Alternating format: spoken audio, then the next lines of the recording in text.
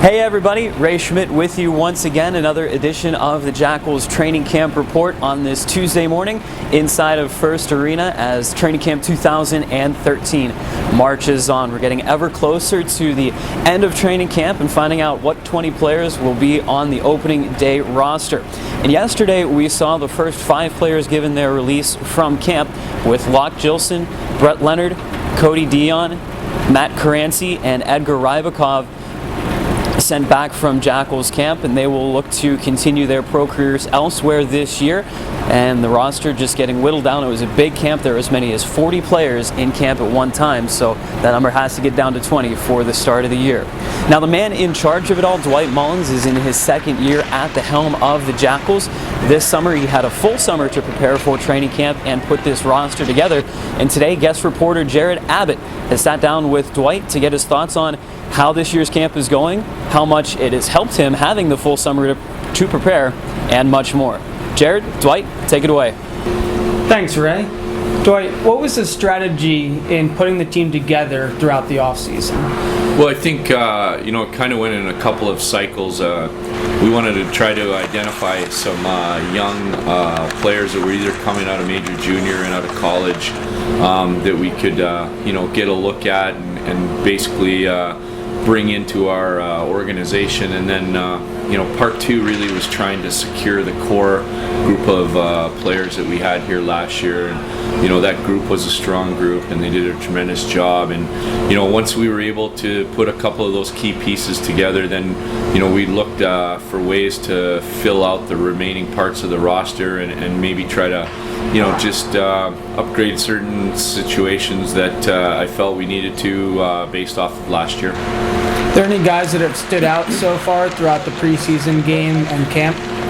Well, I think that there's been some pleasant young surprises, some guys that were kind of unknowns coming in that have really made a good impression. And then I think that being able to add somebody like Philip Michael DeVos has really helped solidify, our top 6 forwards, and he seems to have some great chemistry with, with some of the guys that were here from last year.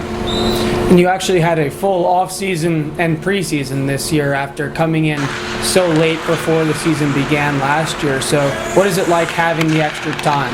Well, I think that obviously, like I said, coming in last year with a blind roster, but at the same time with my relationship with Pat Bingham, who had put basically that roster together, I mean, he had a tremendous amount of confidence in it, and I know Pat, and Pat has a great reputation, so, I had a lot of confidence in it as well, really. So, I think the difference is that, it's just more of the phone work. Pat did all the phone work, and I got to play with the toy. So, that was probably the main difference. What does it mean having 4 guys returning for their 3rd season with the Jackals, and especially the captain, Jean Bourbeau? Well, I think that it's a credit to the city, and it's a credit to the group that we have, and then, on top of that, I think it's also a really nice vote of confidence with the new ownership group and everything else. These players had no hesitation in wanting to come back and be a part of, kind of putting together the new era here for the Elmira Jackals, and I think that, it's a credit to all of those things. The guys are excited to be here. They're excited to be part of the organization under new ownership and in the direction that we're headed, and they enjoy the city and they love the area, and so I think that those are the things that really have motivated these guys to be back here again. Excellent. Thanks a lot, Coach Dwight Mullins. Now back to you, Ray. That's great stuff as always from Dwight. Definitely appreciate every chance we get to sit down and talk with him. So that is going to do it for today's edition of the Jackals Training Camp Report. Hope that you guys will get a chance to come out and join us tomorrow for the annual Blue-White scrimmage. It's going to start at 3:30. It's free and open to the public, and it'll be a great opportunity to see how these players are developing throughout training camp this year. But until next time, this is Ray Schmitt saying take care, everyone.